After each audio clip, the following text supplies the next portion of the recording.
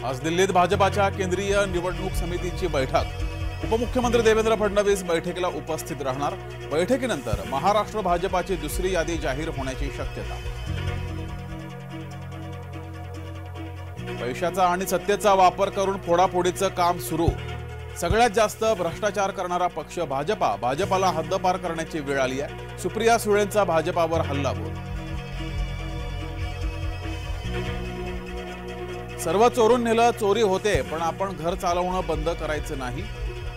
शरद पवारांचा अजित पवारांवर निशाणा।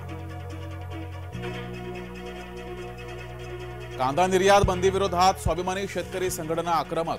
निवडणुकीत केंद्र सरकारला शेतकऱ्यांच्या रोषाला सामोरं जावं लागणार। स्वाभिमानी शेतकरी संघटनेचा इशारा।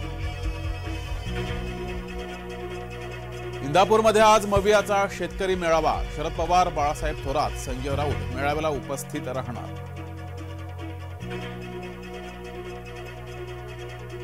पुण्यामध्ये आजपासून अवजड वाहनांना बंदी। वाहतूक कोंडीमुळे पोलीस आयुक्तांचा निर्णय।